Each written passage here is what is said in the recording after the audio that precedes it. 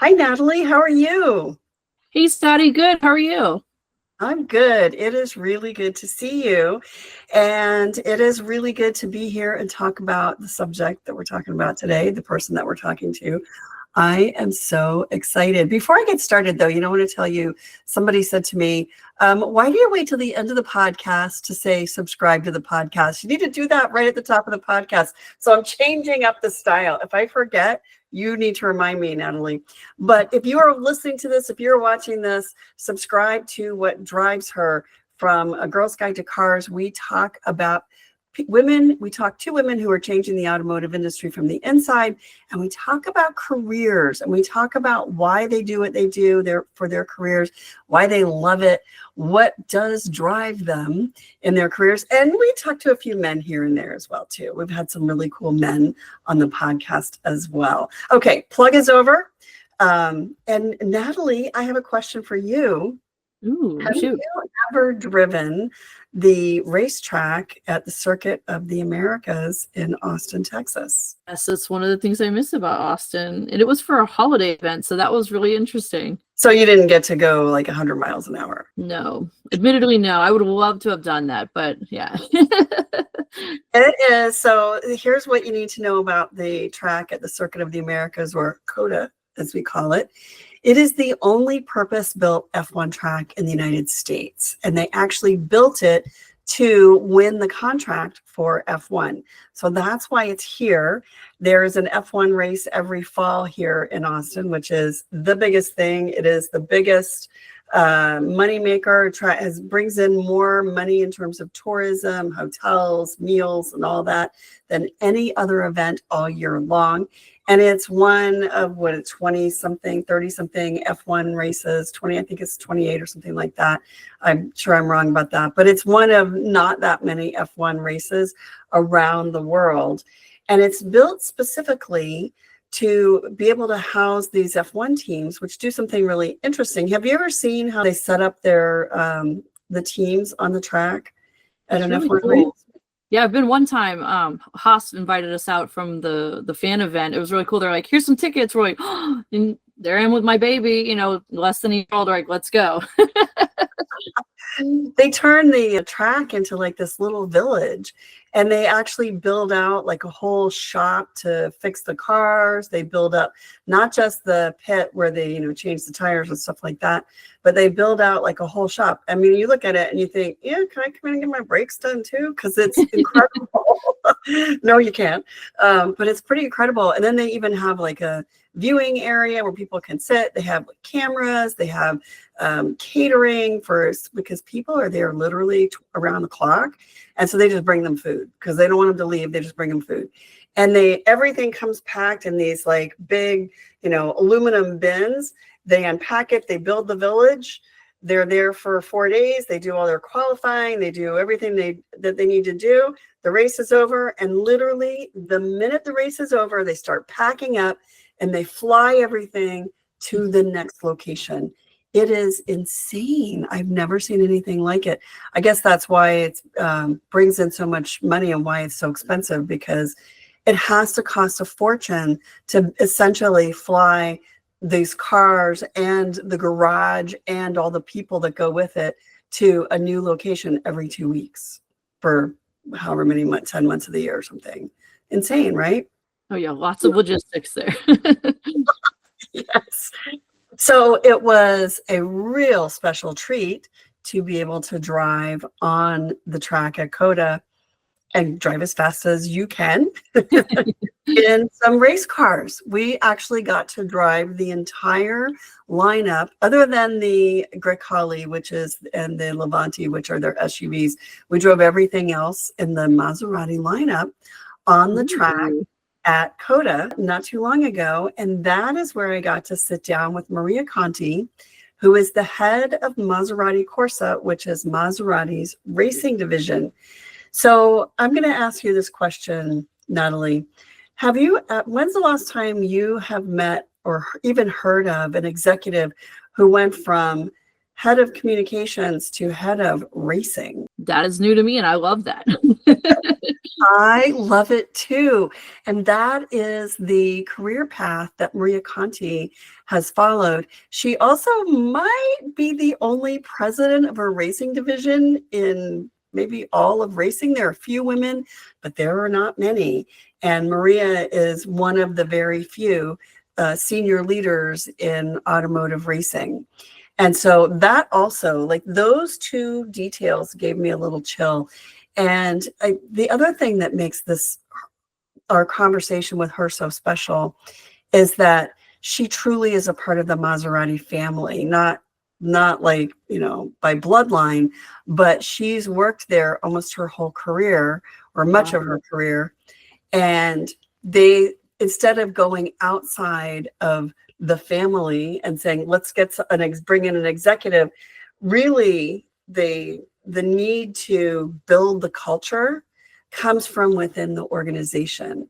And so instead of bringing in somebody from the outside who may not be a fit or may want to do things differently or may not really appreciate what Maserati is doing and building from the ground up, they gave the assignment to someone who's been there, paid the dues, done the work, knows the executives, knows the culture, knows how this works, and is willing to go on the road 40 some odd weeks a year to get the job done. And it's incredible. It's incredible. You look at the wins and the podiums that they're taking in their very new racing era, and it's impressive. And to hear Maria talk about what she wants out of this is pretty amazing too.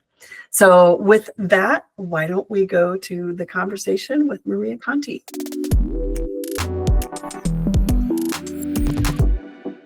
Hi, Maria. Hi. It is so cool to be here where we are right now, which I'm going to tell you is the Circuit of the Americas track in Austin, Texas, where you brought your beautiful fleet of Maseratis for media to drive. Yeah, what a beautiful stage. I think it's an amazing stage. So thank you for having me. And we are super excited. First time in the history for the Maserati brand to have the entire fleet of cars here in Kota. So I think we need to do a celebration of that. So we have an amazing fleet starting from the Grecale, the MC20, and then of course we have also the MC Extrema, so the most powerful Maserati ever. So Maserati's been on a journey. You have been on that journey, but you're also leading a new part of that journey, which we have to take a break every now and then to let the cars drive by because they're just too loud to compete with. Exactly. And that's totally acceptable when you're on a track. That's how it goes. Maserati has been on this incredible journey, and this event really allows everyone, owners, potential buyers, dealers, and media to dive in the new era of Maserati. Tell us what that is. What does the new era of Maserati mean? Oh yes, so a new era with a background of more than 100 years of history. So one of the oldest brands that was building, with a creative strategy to build cars from the racetrack to the road and vice versa.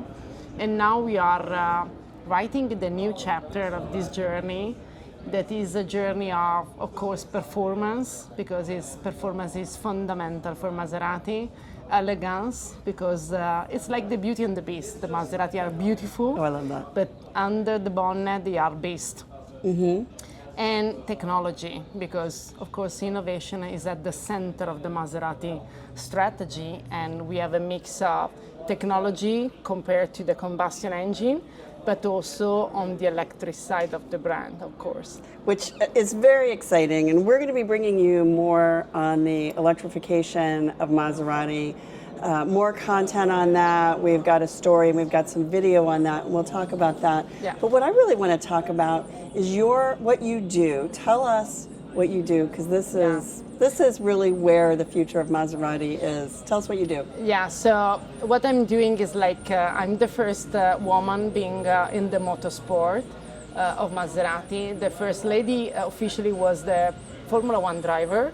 I'm not a Formula One driver, but my business is like a company within the company. So I'm in charge of all the Maserati that their home is a track.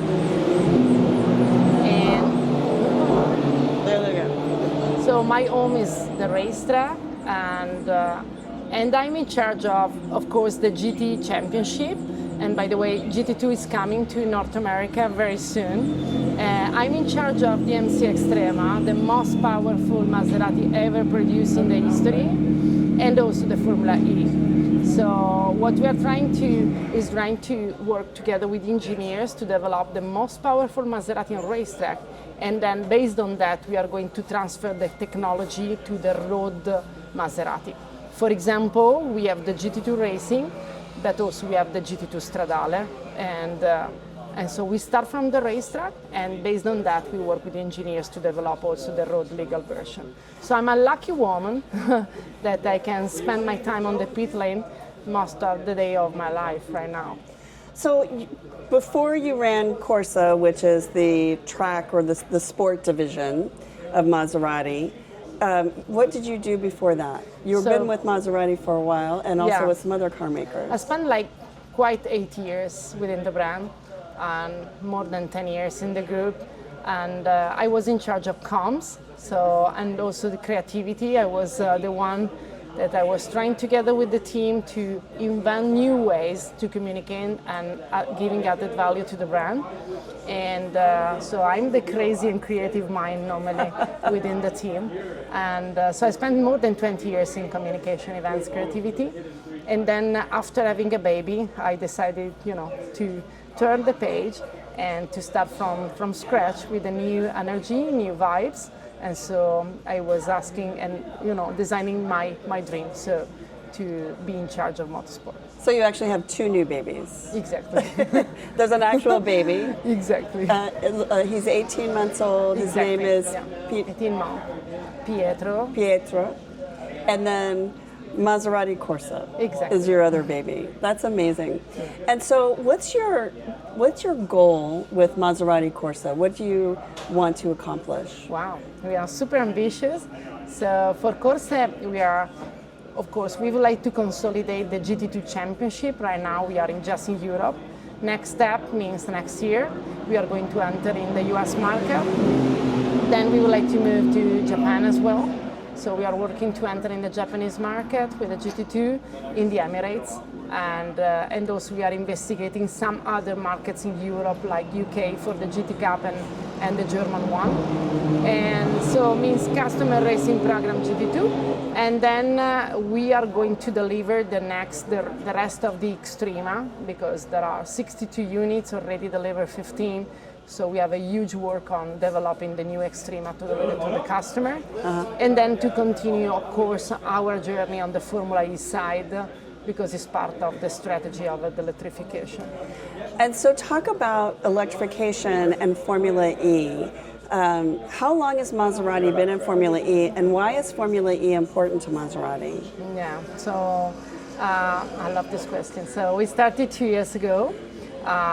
Exactly when Maserati decided to enter in the electrification era for the road legal car. At the moment we have 2 products on sales for the full electric range, and on the other side, Formula E, we had the opportunity to be the first Italian manufacturer being in the net zero carbon championship.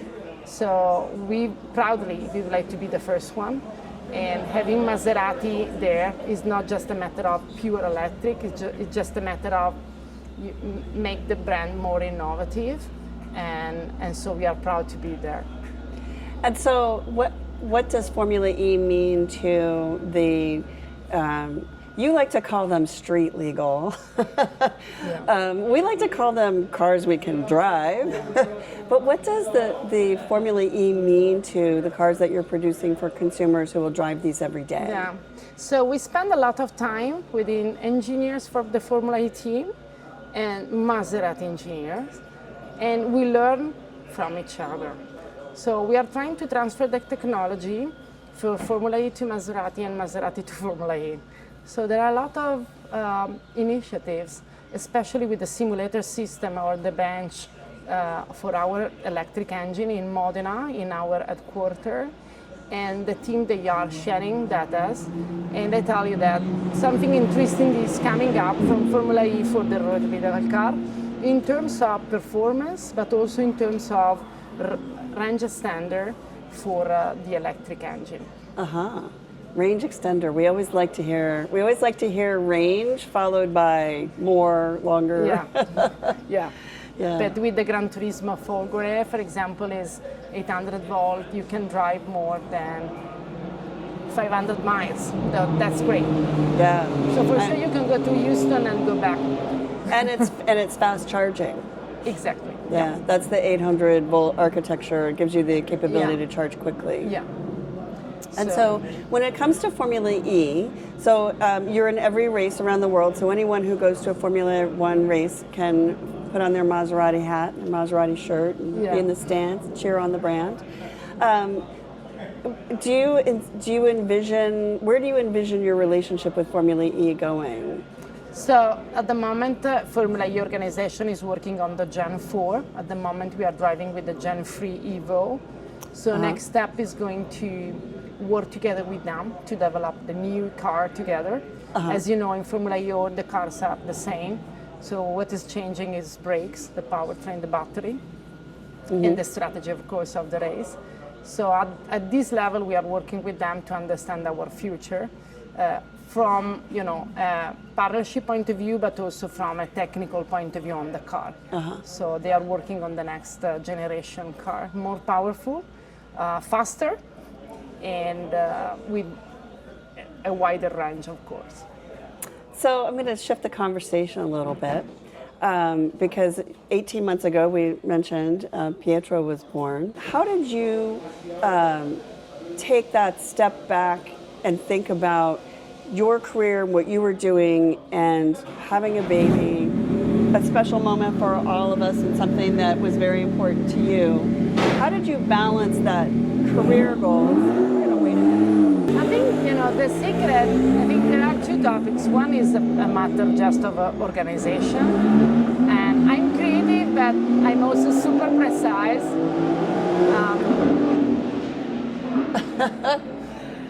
That's the extrema, Oh, wow. and it's loud. That's the extrema. Okay, so I'm sorry. So, no, don't worry. So, I think one is the matter of organization, and I'm quite precise despite I'm creative. And I'm planning everything when I try, because with a baby of 18 months it's not easy to plan. So it can get fever, it can get sick, and you don't know. On the other side, I think you need to think, probably I'm happy to be here, I'm sad because he's not here with me, but you need to think how much energy you can bring to him when you are back from Kota.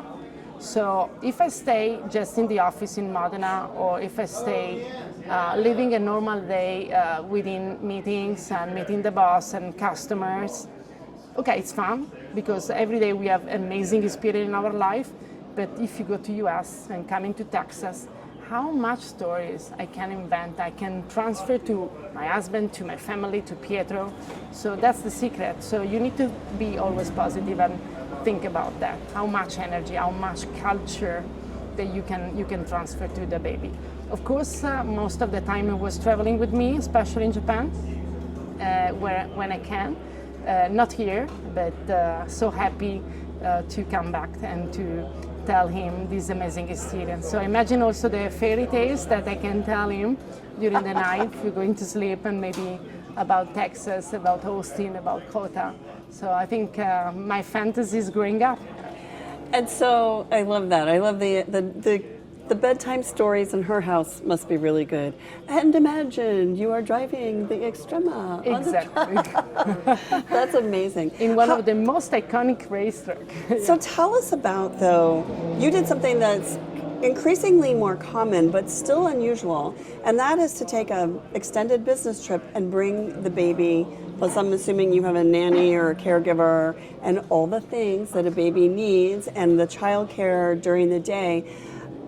What empowered you to do that? So for sure, that's amazing. It's That's so a good. signature sound of It's so good. Maserati. It's so good. So what empowered you? Yeah, so I think, it's a matter of you need to, before you need to refuel yourself of energy, because you know that if you are traveling to Japan with Pietro, you can sleep like if you were traveling alone, of course. But then it's a love of a mother that, that's, and then you organize yourself. But on the other side, you're trying to balance, the private and personal. Of course, I was traveling with or my grandmother or my husband because they need to take care of Pietro. But also trying to, give the right energy to give him the safe solution, of course, because he's traveling. I'm trying to be sure that he can get the right food, even if he's in Japan or in the US, and the right time for sleeping, the right time to be sure to be in the right jet lag, and with all the comfort, the bed, etc. Once you have all this stuff done and organized, it's just a matter of being natural and transfer that you are not worried, you are not afraid. Because if they feel that you are afraid and worried about the long trip, they understand.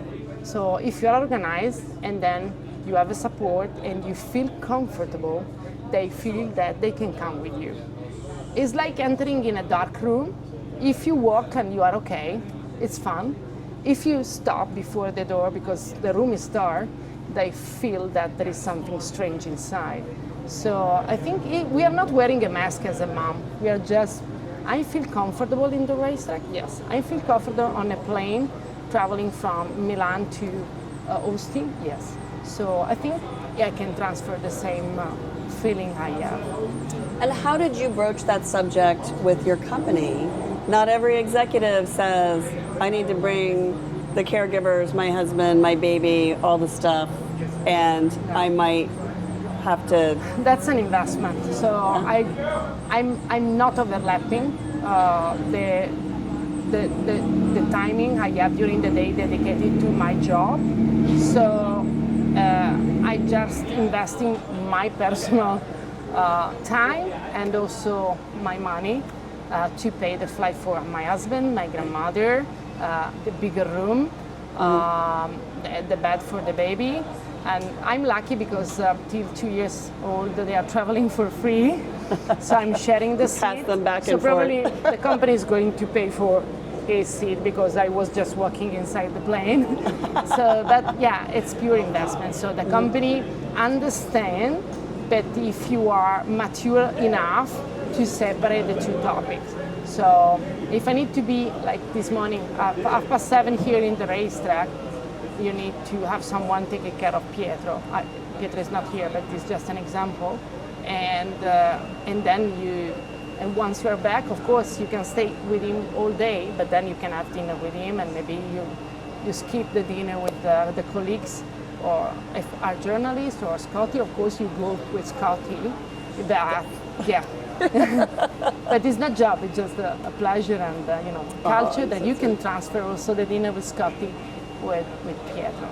So. And so in Italy, culturally, the place of the mother in society is very special. Not every culture shares that. Okay. Tell me what that means to you as a mom. Yeah, that's true. When I was also in Japan, everybody was scared that I was telling the story to my colleagues about, Pietro, my life, traveling with the baby. Again, I think I feel comfortable, nothing to hide. I think it's added value for a lady to be manager and mom at the same time. So I think and then, if you are able, especially in Italy, if you are able to do both, it's a privilege to tell the story, even if in an humble way, but it's added value, not just for your career, but for you as a mom, as a manager. Yeah, I love that. I love that. I've always felt that I want my kids to see me as the whole person that I am and not just their mother. Yeah. And at the same time, you still have to manage the family because you're the common sense. No, don't do that, or you're going to regret that, or are you sure you want to do that? So I totally, I love that you say that because it makes me feel better about my choices. So let me ask you this. When Pietro grows up, when he's an adult, what do you want him to say about what he learned from you? What do you want him to say, I got this from my mother? Oh, wow. I feel goosebumps. I would like him to have, walls, and he needs to be free to share everything he learned from me. I would like to say, he needs to be creative, he needs to do the doctor, he needs to be a PR manager, he needs to do, I just hope that he's going to be proud of the investment that me and my family, my husband, we have done for him. Because just to be proud of that and trying to capture the best from what he learned from me for the best of his life. And then he will decide what he would like to do. Sometimes as mother, we dream a lot, like, oh, maybe he's going to try to fly to the moon, or will be the best surgeon ever in the world, is going to save life. We don't know. It's just, filling them with nurturing them with a lot of energy and a lot of ideas, a lot of experiences, and then they will choose what they would like to do. There's nothing more special than hearing a child, a grown person actually, say that they valued something that they got from their mother, their work ethic or their appreciation for something or the empowerment to follow a dream. But I will say when a man says that about his mother, it is will make me cry. Yeah. To hear a man say that will make me cry. And I've heard a few men say that, and even some on this podcast. If you look back, we haven't had many men, but if you look back and see the men we interviewed, there's one who gets a little emotional, I shouldn't say cries, about his mother's nurturing of his career. So let me ask one last question. What would you say to women who look at what you're doing and you're running the motorsports division of Maserati, which is, an incredible journey and road forward for you. You've already had, even, getting to this point, you've had a pretty amazing career. What would you say to women who look at you and say, I want to do that? So I think, my advice is trying to be always, as mom, positive, not be afraid. Don't look in your life to obstacles if you see something in front of you, but just to find solution. Because a mother has a special power, and I didn't know before. Now I know. So, and the special power is not just for your child, but also a special power for you to follow your child. So, trying to be you, authentic, and not to create an actor as a mom. And don't be afraid, just be yourself, because if you are yourself, the baby understand and follow you. So, and this special power can allow us as a mom to do whatever we want, really. And what we can have, we can do it. And what about as an executive in an industry like automotive, which is so masculine? Yeah, so I'm used to do that. I'm the only lady. Now, probably we are two ladies in the leadership team in Maserati. So I think it's fun because we need to live with men. So we need to share. And I think the right balance is to put our DNA and their DNA together, and we can do the best. And I have fun working with them because at the end of the story, they need us because they need also a different perspective. And I think, especially in the automotive, when they understand something new from women, they recognize, and it's really added value for the business. So I think in a brand where a lady was a racing driver in Formula One with the 250th in the 50s, and was just an example of what a woman can do. So probably in the future there won't be a Formula One lady for Maserati, but for sure that everybody can bring a feminine and genuine added value to the business. And also, why should the men have all the fun? Look at this. This is incredible. Maria, thank you so Thank you, much for Scotty. taking a few minutes Yeah. to speak with me Amazing. and with Time together. our audience. And I just am so excited about what you're doing here. You guys can learn more about the future of Maserati, find more videos on our YouTube, and then you'll find more stories also at A Girl's Guide to Cars. Thank you, Maria. Thank you. Bye from Austin.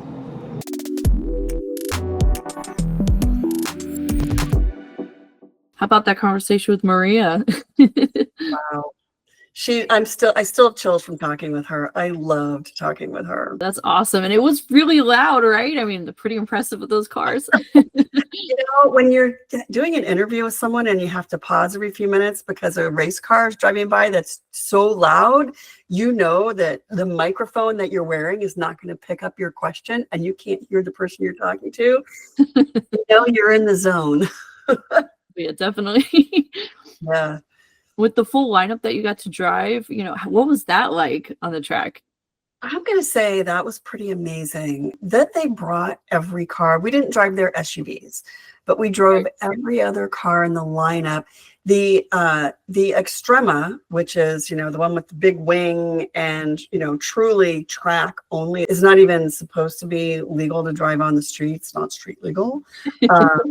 That one that we did not drive, we had an F1 licensed driver, not an F1 driver, but a driver who is licensed to drive F1, take us on hot laps. And I'm going to say, you really know you're in the right place where I got into that car. I was so nervous because this car, first of all, you're climbing into essentially a roll cage. You are strapped in and a 5-point harness that is so tight you cannot put your finger between the seatbelt and your shirt. Like you can't put your finger in there. It's that tight. And then when he gets to, like, he comes out of the pit and floors it, and then he gets like it's seemingly inches from that first corner, and he slams on the brakes, and you hear the brakes like truly slamming. It almost feels like you're hitting something. And I told you how tight I'm strapped in. My head still. Oh, yeah. I'm wearing a helmet, but still you are tossed forward. It was incredible. The force in that car is insane. And this driver was incredible. So I know I'm in the right place when I think they gave us 3 laps. They said, okay, you can do 3 laps. And we got back after our 3 laps, and it's so loud in there, by the way. You can't talk to the driver. You have to use hand signals only, yes or no, because he cannot hear you. And he has a earpiece in, so he's talking to his team. And so he's like, we did 3 laps, and I'm like, I still have time. Like, they gave us 40 minutes. I'm like, we go again? He's like, so I did like another 3 laps, and I only got out of the car because it was time was up. And so it was so good. Natalie, if any of you ever have a chance to do hot laps with a pro driver, I highly recommend it. It was incredible. It was really special. It was really special to feel, though, the power of that car and how loud it was, which you heard on the podcast. And then to drive these other cars that basically have the same engine, and they are amended for comfort and for suspension and tuned for performance. So there's the GT2 Stradale, has the most power and can operate either as a street car or a track car. And that one, even though the cabin is designed for comfort, it really is more of a supercar. And then there's the MC20, which is just one of the most beautiful cars on the road. And it also is very capable on the track, but it's not a race car. It's a performance car. So it really is designed like, take it out, drive your laps. Don't try to pass other drivers. Just try to hit a good time. And it's incredible. And then we drove the Gran Turismo. And the Gran Turismo is like sort of your everyday supercar. And then we drove the Gran Cabrio, which is the convertible version of the Gran Turismo. And that's the one that, honestly, if you're like Ocean Drive, Rodeo Drive, you know, those places, the see and be seen places, but you really want to put the top down and soak in the sun. You want to drive the PCH. You want to, you know, go to those really beautiful places. The Gran Cabrio is the one that's the one I would take. I think it might be my favorite car of the whole lineup. It might be my favorite. It is just so beautiful and super fun, super capable, super fun, beautiful on the track. Every single one of them was beautiful on the track, I will say. Maserati has come a long way. They're reviving the brand, and I'm going to say, and along the line, they're winning my heart. They're producing incredible cars. I know. Now you have it on my wish list. I'm like, oh, okay, I'm gonna get that one next time I visit home in Miami. Okay.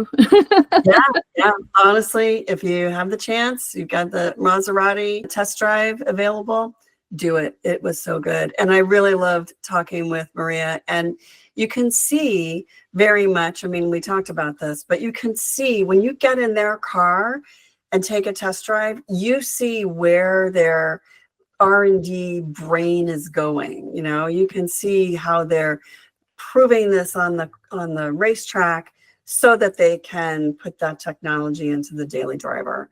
And that's how it should be done. That's how we get great cars and cars that make us so happy. And I love that. And I love being able to talk with one of the most powerful women in motorsports. I know, it's so cool. Thanks for representing. Yeah, that was great. That was great. All right, Natalie, thanks for being here with me. I'm your host, Scotty Reiss, host of What Drives Her. Natalie is my co-host and also our producer. What Drives Her, the podcast from A Girl's Guide to Cars, is edited by our editor, Steph Howard. Music by Embato Elements. I'll say it again, subscribe to us here. We have a new pod out every single week now. We're hitting our stride and talking to women who are changing the automotive industry from the inside, and some men too. Thanks for joining us, everybody.